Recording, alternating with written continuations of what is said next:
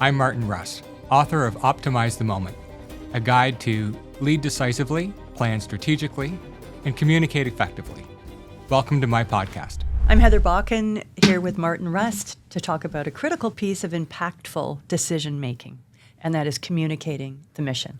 We touched on that in the last podcast, Martin, and there's a lot more that you have talked about in your book that we should be exploring.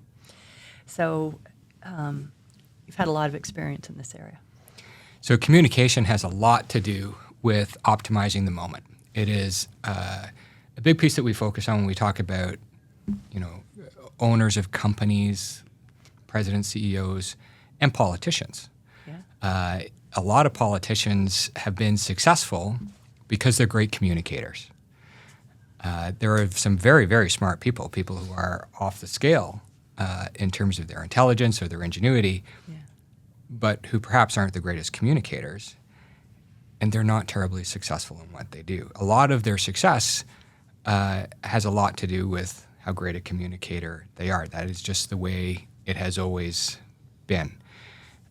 So today, we find that there are a lot of companies, particularly startups, where they're led by people who are tremendously smart, great innovators. They've had fantastic ideas. And they go to the marketplace and they say, look at my new shiny thing. It's a great shiny thing, and it probably is.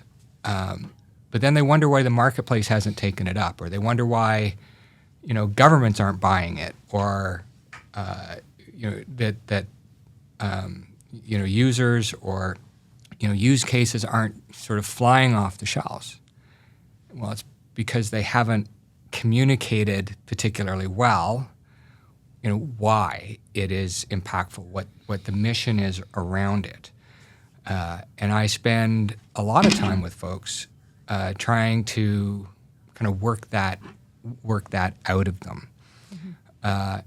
So yes, it's tremendously smart. And I think people are still struggling today with things like AI and machine learning and automation and a lot of these other terms as to what it really means and how it can help their business unit, help their government department, help wherever it is that they are, because it hasn't been communicated particularly well. A lot of the terminology gets confused. So, business leaders or leaders of, it could be any organization, a not-for-profit organization, could be a church. I spoke with someone the other day who's the leader of a fairly significant, church organization, and they're trying to figure out how, can AI help them? Is that something that they should be making use of? And the short answer is probably. They have a lot of data, a lot of information, and they're trying to figure out how to make use of that to provide services for people in their community and communities. But until they get the communication right, and by that I mean, what is their purpose? What are they trying to accomplish? What is their main focus? What are the parameters around that? All of the other questions are kind of out there in space, and they're very distracting. And so people end up distracted and all over the place and going in 14 different directions instead of being focused. And how you do that? You talk about being able to simplify and clarify that statement. Yeah, so we spend a lot of time asking questions around what it is that they actually want to accomplish. And believe it or not, when you get in a room with leaders of different organizations, and you start talking to them about what it is that they want to accomplish, it takes some time. Some of those are very hard questions beyond the obvious, right? So a company, yes, we want to make money. Okay, well, beyond the obvious, how do you want to make money? Is it, impactfully, and how do you want to benefit the community? How do you want to be a better company? What does being a better company look like? And when you begin to kind of drill down onto things, it takes on a bit of a form. So we also talk a bit about intelligence gathering and asking questions there. And that is, as we've talked about, a very proactive exercise. It is something that we do where we're out looking for specific data points to answer specific questions. We don't know the answers ahead of time. Yeah. Right? Because that's important. It has to be objective. We ask questions to which we do not know the answers. And if we let the bias in ahead of time, then that's not good. It's not a discovery session. That's right. And every single time, the leaders, the board, the C-suite, they always ask, well, what's it going to show us? Right? And the answer is, I don't know. And we should not know. It's an honest answer. Right? And if we try and predict the answer, then we are showing you an inherent bias, and that defeats the purpose. So, doing that intelligence gathering objectively, doing it properly with a robust kind of methodology, it can still be done quickly. And I understand that, there's always some sense of urgency around these things. But doing it properly invariably illuminates a path. It always does. Sometimes 2 or 3 paths from which the leadership can choose, option A, B, or C, and there are pros and cons, to those. But once there is a path that is clear, then you can define the mission around that path, and then it becomes a lot easier to communicate to those around and to those in the organization. This is our path. This is our mission. Here's why we've chosen this mission. And transparency today is extremely important. Yeah. We could have done this, we could have done that, but we chose path number 2, and we did so because there's lots of studies around language and the power of language. Oh, yeah. And here's a trivia question. Do you know what the most powerful word in the English language is? No. I do not, other than optimize.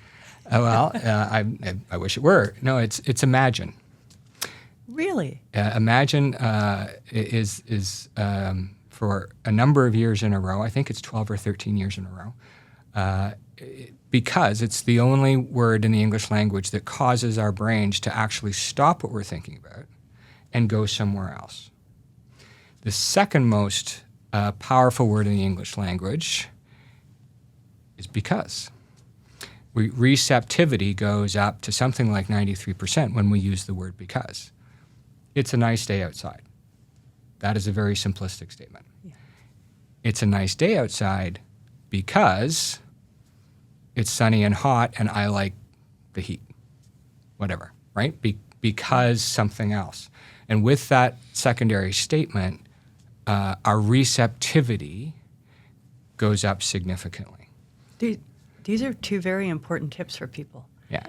To use the word imagine to inspire, and then to get the receptivity, the uptake. So does that help you achieve consistency with mission communications? So when we are communicating a mission, to ask our colleagues to imagine what our future might be like, to imagine what our company might be like. If we are trying to build a better company, not just a company built on transactions, not just a company built on trying to make more money, but to imagine a better company. Which will make more money. Well, the consequence is clear. Yeah. Right? Transactional companies built on transactions are only ever going to do transactions. But if we imagine a better company that does better things, when we ask our colleagues to imagine what those better things are and how that might work, that gets people to jump out of bed in the morning and be part of a better company, because that better that better company has a purpose, has a mission, has a sense of this is more important, right? And we all want to be part of that. So language matters. And as we communicate the mission and that purpose and that something, that cause greater than self, our language matters. And there are many, many more things like that that are important. Men and women process information differently.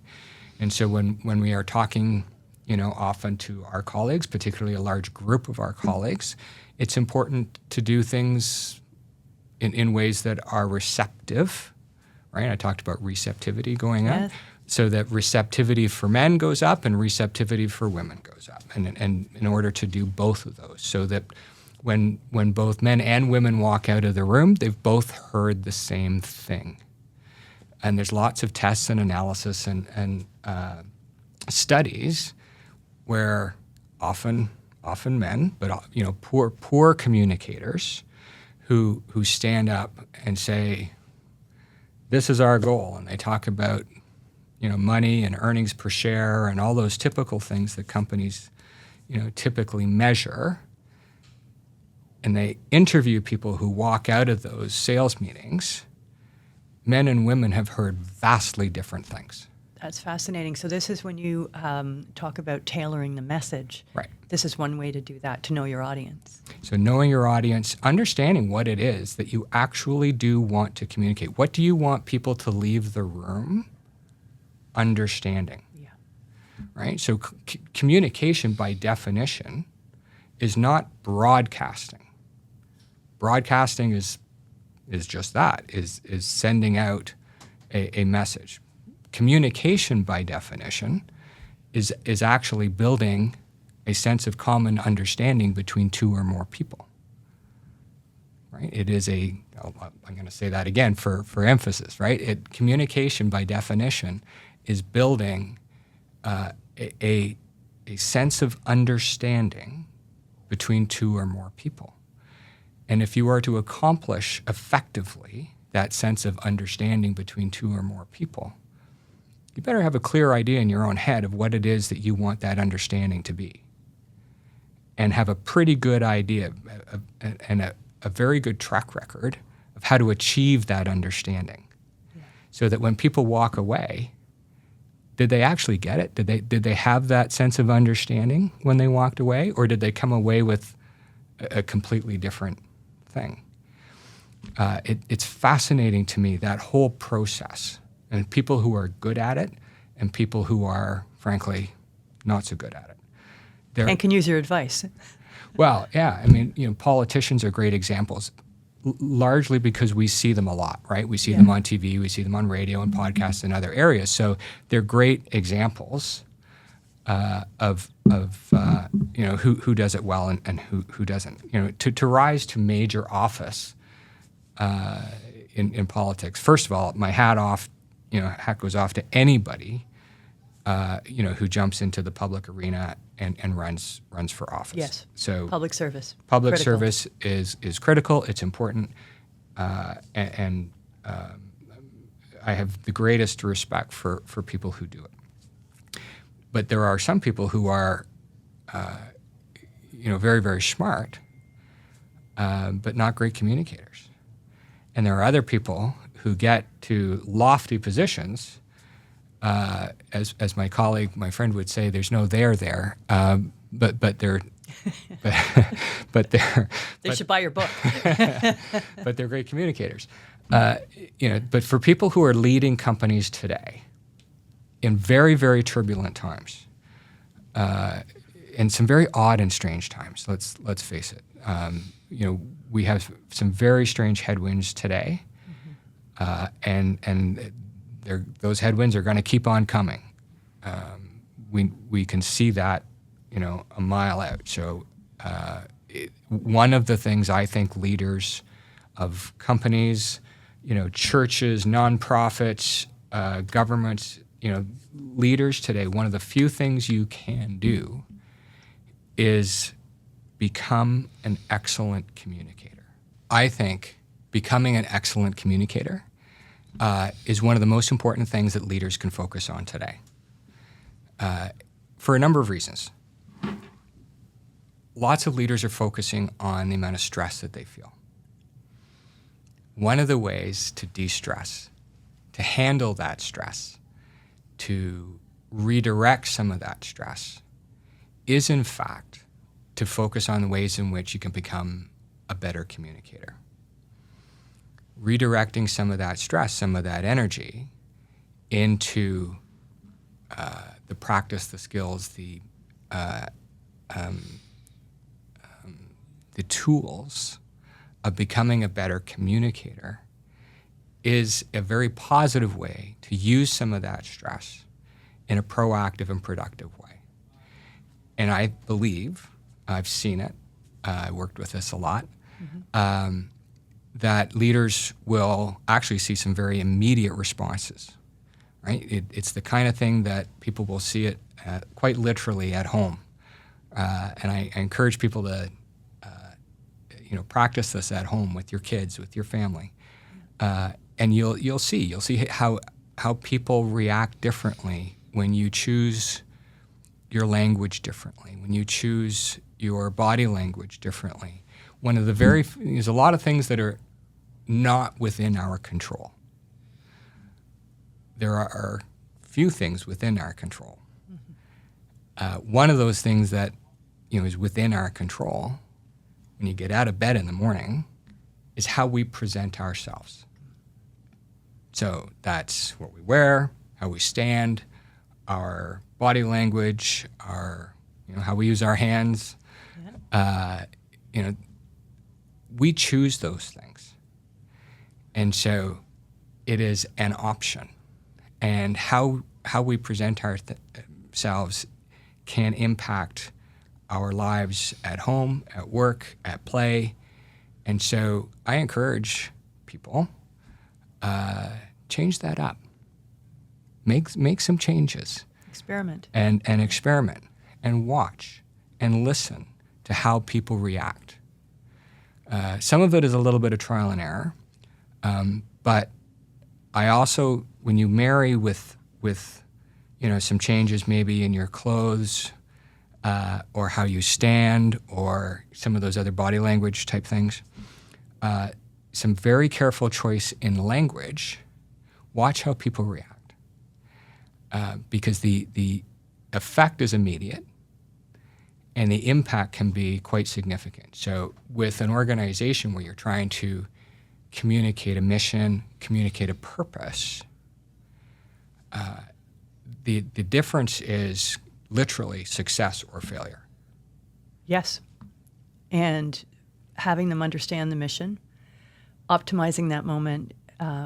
We've all had early in our careers bosses that would say one thing and show you another. I'm open to discussion on this with their body closed. Right. Someone who sits there does this, it's not aggressive, it's not closing you off. Yeah.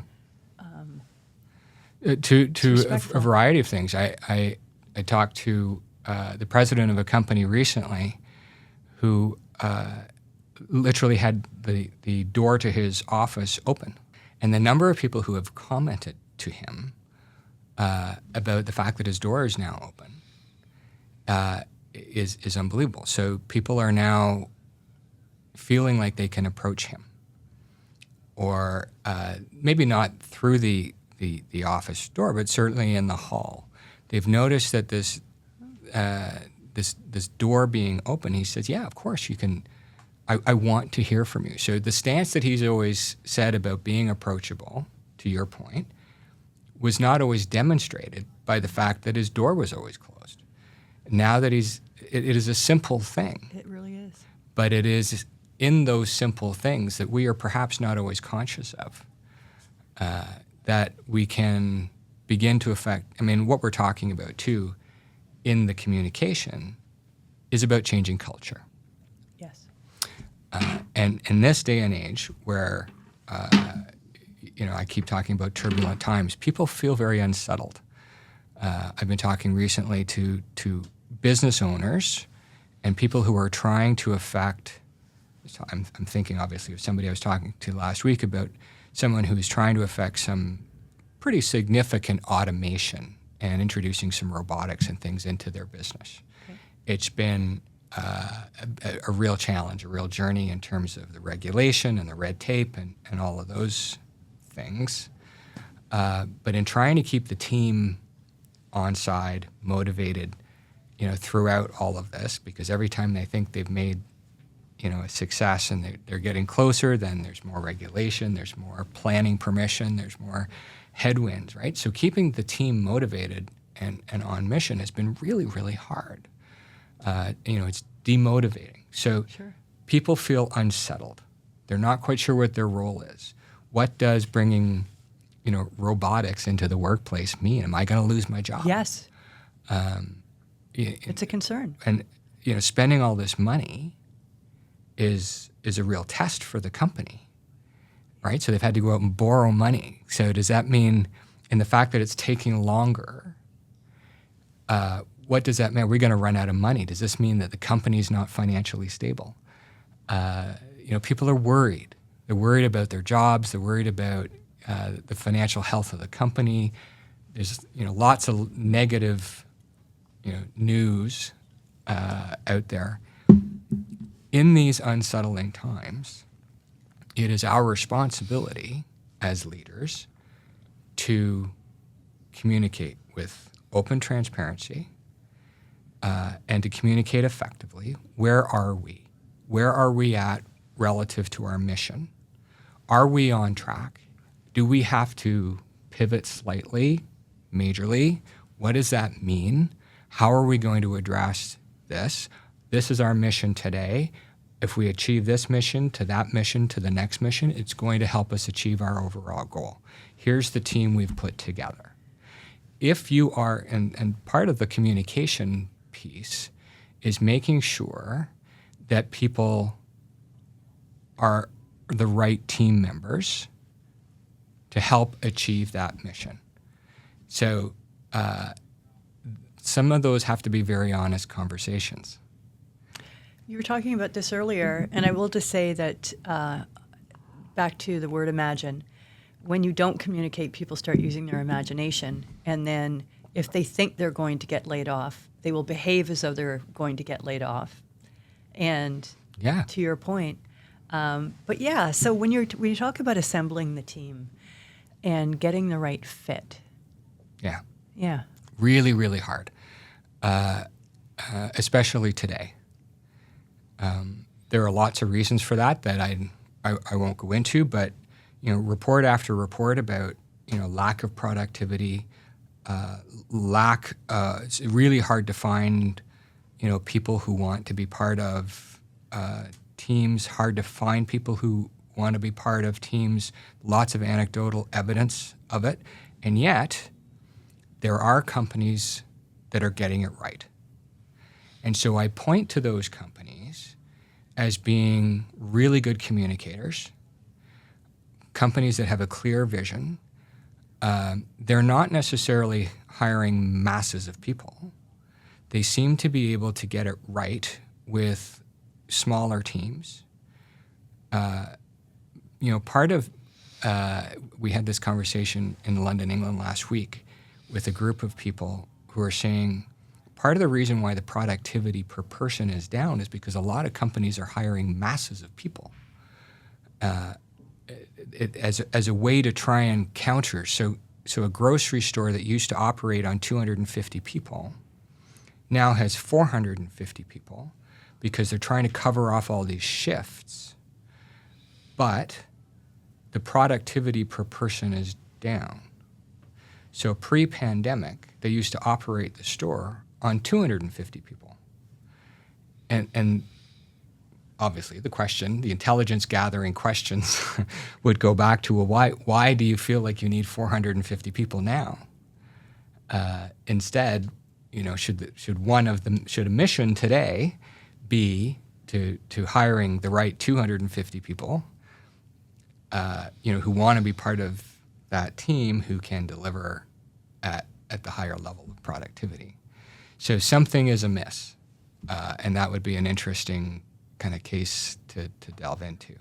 Yeah. But they are clearly not the only ones who are into that. I hear that story not just from grocery stores, but from tech companies and other types of businesses where the process over the last number of years, and I say 2 or 3 years, has mean they've gone out and hired more people to work kind of fewer hour shifts, and yet the productivity per person is down. Something has to change here. So the companies that are getting it right are ones that have gone back to a pre-pandemic kind of model where they have very focused mission, very clear vision, and they're hiring teams who are, who understand that mission, understand that purpose, want to be part of something, and they are smaller teams with much higher productivity. And those organizations are getting it right, and they're delivering on customer service, they're delivering on, smaller, reduced levels of bureaucracy, they're far more efficient. There are, I could give you examples out of the hotel industry, the hospitality industry, the restaurant industry. Some of the best restaurants in the world operate on very, small numbers in their teams. Highly efficient, highly productive, know what they're doing, are passionate about what they're doing. They really do imagine what it is they want to deliver for people, and they deliver it. They have a mission. Yeah. Yeah. And so how would you advise someone who has assembled a team and there's not a good fit?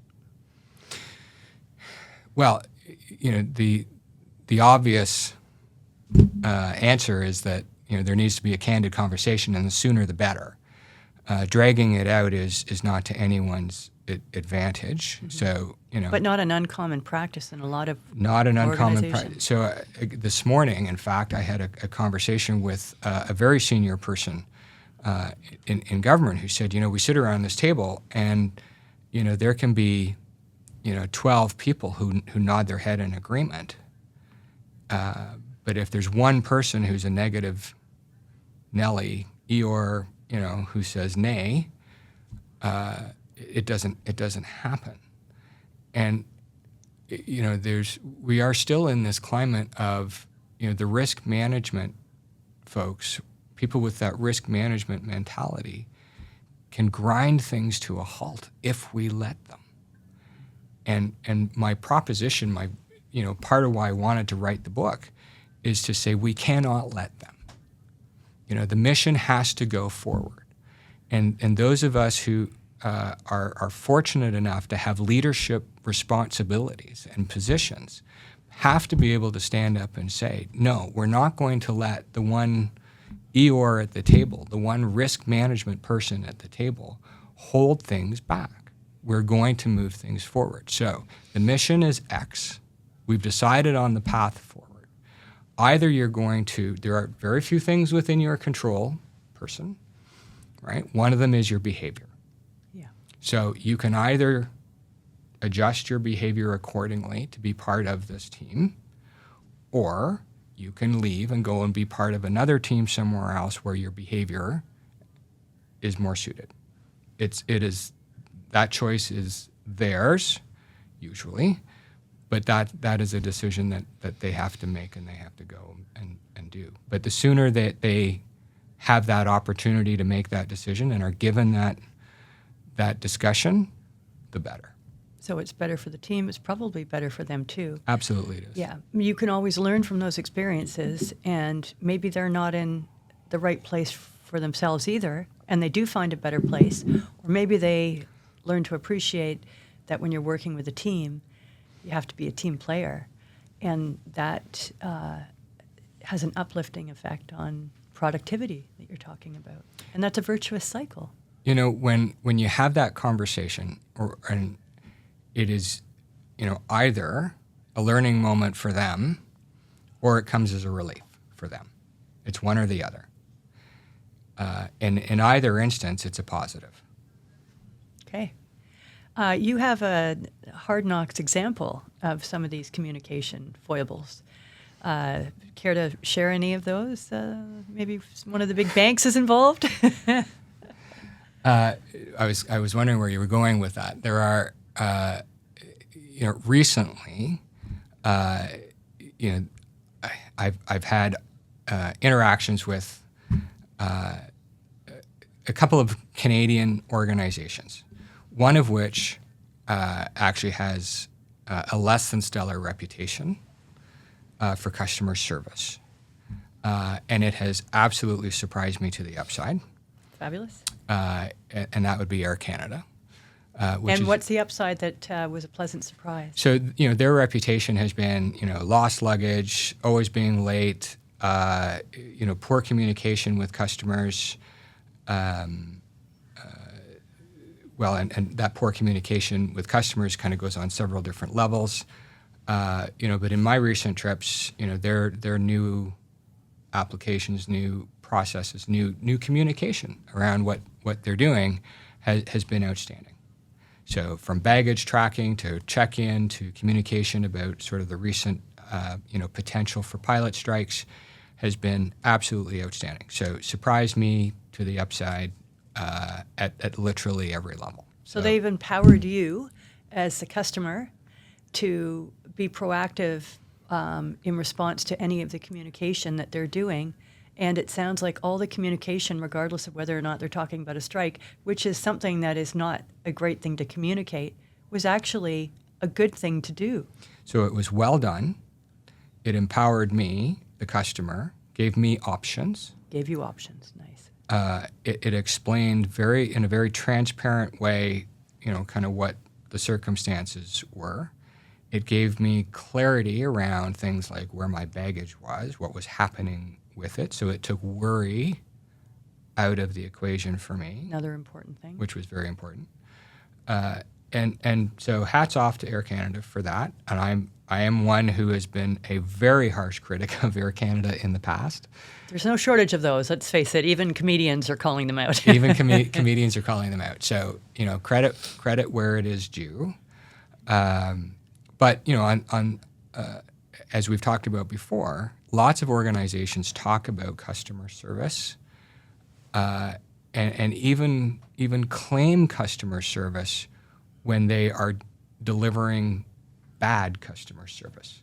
So my experience during my recent travels with RBC, which is an organization that actually has a great reputation in Canada, where that they absolutely have not delivered.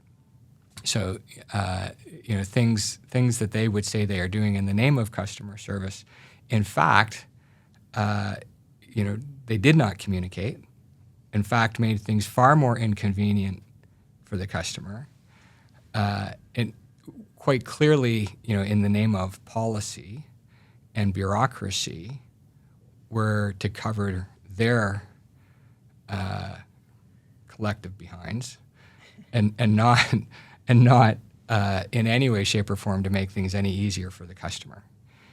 And even when it was pointed out to them that this was in fact, the case, that things were being made far more inconvenient and difficult for a customer, they literally said they didn't care. That this is their policy. This is what they were going to do, and that was the end of it. It's interesting because we've both had these experiences. I haven't had one recently, but yours is security related, and we live in a world where cybersecurity is a huge part of the cost of any bank. They're being attacked all the time, and quite often when you travel, there are vulnerabilities there. Sure. And I had a similar experience, and it actually it had a material impact, and it was the bank trying to be proactive in taking a measure that they thought was a risk, when it was actually just me traveling to another city and back. Well, in this case, I understand cybersecurity. I work in the field all the time. I work with companies that specialize in this. I know that there are numerous ways to deal with this situation. Verify identities, all of that. And none of those protocols were taken. You had to go in person to prove that you were who you are. Well, that was a request, but then you found a way around that. There were all sorts of things that they could have done. So I understand this, by all means, flag a security question, fantastic, great, well done. But everything thereafter was an absolute fail. And to say that it was done in the name of customer service is just a fly in the face of what customer service actually is. It was not an effective communication. No, not at all. So, here are two organizations, one that enjoys, a very good reputation, to the point of, relying on that, brand and yeah, an absolute fail. The other one that, frankly, has struggled with their customer service reputation in recent years, in my experience, have absolutely been doing the right things. That's a good note to end on, because you talk about implementing the message, the communications of a mission through visual and interactive elements. And actually, you meant what you said. You can do this at any level, whether you're having a board meeting or giving a presentation. But Air Canada got a new app, and that app communicated things to you. So the communication, the tool was effective. And when you talk about interactive, it empowered you to act on anything that had been flagged for you should you decide to do it. I'd be very curious to know down the road how many complaints they get versus pre-app, because it sounds as though you had a great experience. And you know what? You're talking about that great experience. That helps the brand. It empowered me. It also empowered staff, right? It empowered staff, at every stage of the process, from the minute I walked into the airport and the check-in process all the way through. So it has fundamentally changed the process, but also the culture. And you got a sense of it, right? The staff had smiles on their faces. It was much easier for them. They weren't dealing with, angry customers, all the way through. And so you could just see the impact that this new approach was having, which is, listen, I get it. I work with companies that create this stuff. It is not just a communications exercise. There's a lot more meat underneath this. But for the customer, it largely comes across as a communications tool. So we can kind of end where we started, in that, of all of the tools that are available for leaders today, one of them that is within their control is about becoming an excellent communicator. And there are lots of ways to do that, and the impact will be almost immediate. And I would urge people to buy your book, because in this chapter of Communicating the Mission, you very succinctly lay out a professional plan that has 11 key points that if someone were to hire a consultant for that, they'd have to pay a lot of money. You can get it from buying your book. And where would you recommend people buy your book? Optimize the Moment is the name of the book. It's available on Amazon. It's available here in Canada through Indigo, Waterstones in the UK, and Barnes & Noble in the US. Martin, it's been great. Thank you for sharing your knowledge. I personally learned a lot. I hope the people listening have learned a lot as well. And let's simplify and clarify our lives moving forward to optimize the moment. Thanks very much, Heather. Thank you, Martin. It was great.